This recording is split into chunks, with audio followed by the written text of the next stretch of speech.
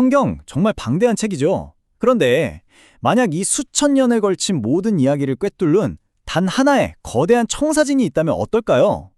오늘 바로 그 완성이라는 키워드를 가지고 성경의 시작과 끝을 잇는 놀라운 이야기를 한번 풀어보겠습니다. 이 질문 정말 흥미롭지 않나요? 인류 최초의 이야기가 사실은 그 마지막에 관한 것이었다니 이 아이디어를 한번 따라가 보죠. 성경의 맨 처음과 그 궁극적인 목적이 어떻게 처음부터 딱 맞물려 있었는지 말이에요. 자, 1막입니다. 흔히들 성경의 시작을 세상이 어떻게 만들어졌나로 생각하잖아요. 근데 그게 다가 아니에요. 훨씬 더 중요한 건 세상이 어떻게 완성되었나 하는 거죠. 이게 바로 모든 이야기의 기초가 되는 일종의 우주적 청사진이라고 할 수 있습니다. 창세기에 나오는 이 한 구절, 그냥 평범한 문장 같지만 사실은 거대한 자물쇠 같은 거예요. 그리고 이 자물쇠를 열려면 두 개의 아주 특별한 히브리어 열쇠가 필요합니다. 첫 번째 열쇠는 바로 칼라입니다. 마치 화가가 그림을 다 그리고 마지막 붓을 탁 놓는 승만을 상상해 보세요. 그냥 일이 끝난 게 아니죠. 머릿속에 있던 비전이 완벽하게 실현된 거잖아요. 칼라가 바로 그런 뜻이에요. 목적이 완벽하게 성취되고 모든 게 제자리를 찾아서 가득 채워진 상태. 그냥 끝이 아니라 완성인 거죠. 그리고 두 번째 열쇠, 콜. 이거 마치 아주 정교하게 만든 시계에 모든 톱니바퀴가 착착 맞물려서 완벽하게 돌아가는 그림이에요. 청사진의 아주 작은 조각 하나도 빠지거나 어긋나지 않은 상태. 그야말로 절대적인 완전함. 그걸 의미합니다. 자, 바로 이 지점에서 우리가 보통 생각하는 안식의 개념이 완전히 달라져요.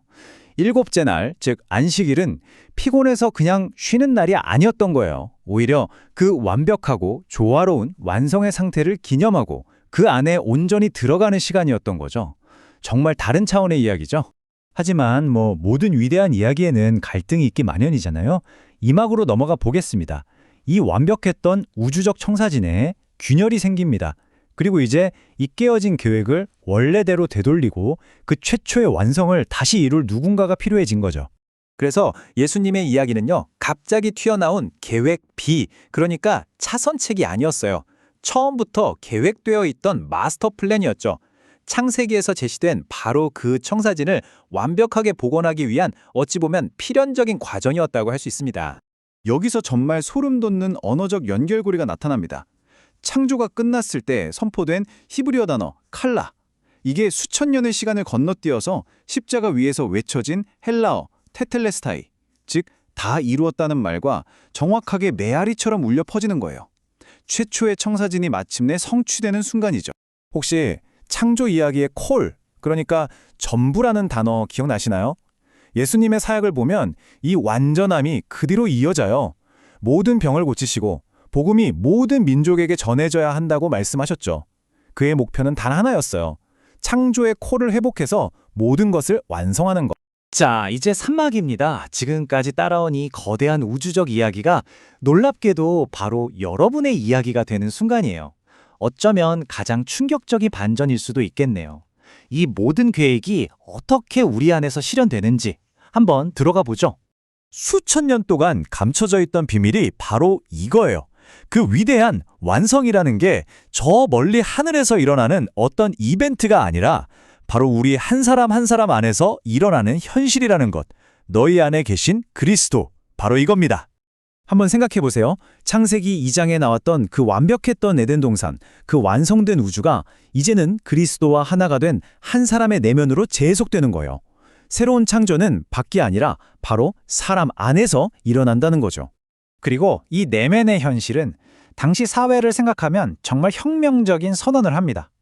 유대인, 헬라인, 종, 자유인, 사람과 사람 사이를 갈라놓던 그 모든 외적인 벽들을 그냥 한 번에 허물어버리는 거예요. 결국 그리스도 안에서는 세상이 나누는 모든 구분이 의미가 없어진다는 거죠. 이 도넛 채트처럼요. 유대인, 헬라인, 종, 자유인, 남자, 여자, 이 모든 서로 다른 정체성들이 그냥 따로따로 있는 조각이 아니라 온전한 하나를 이루게 되는 겁니다. 자, 그럼 이제 가장 실질적인 질문이 남았죠. 이 모든 게 그냥 멋진 이론이 아니라면, 이 완성이 이미 내 현실이라면, 그럼 대체 나는 오늘 하루를 어떻게 살아야 할까요? 어떻게 그 완성 안에서 살아갈 수 있을까요?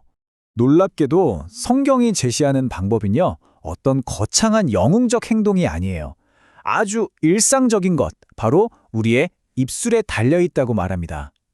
우리가 하는 말, 특히 우리의 찬양과 고백을 통해서 그 완성을 지금 여기서 살아낼 수 있다는 거죠. 그러니까 안식이라는 게 그냥 아무것도 안 하고 가만히 누워있는 게 아니라는 뜻이에요. 먼저 내 안에 이미 완성이 이루어졌다는 비밀을 이해하고 그 다음엔 찬양으로 그 현실을 선포하고 마지막으로 다른 사람에게 이 이야기를 나눠주는 거죠. 이건 우리의 말을 통해서 현실을 만들어 나가는 굉장히 능동적이고 창조적인 과정입니다. 이게 바로 궁극적인 관점의 대전환이에요. 뭔가를 얻기 위해서, 완성을 위해서 끊임없이 일하고 애쓰는 삶이 아니라 이미 완성된 상태로부터 시작해서 살아가는 삶. 바로 이런 삶으로 우리가 초대받았다는 겁니다. 그래서 마지막으로 여러분께 이 질문을 던지고 싶습니다. 만약 여러분의 안식, 여러분의 말이 창조적인 힘을 가지고 있다면 여러분은 오늘 여러분의 찬양으로 무엇을 창조하고 계신가요? 그 답은 다른 누구도 아닌 바로 여러분의 손에 달려 있습니다.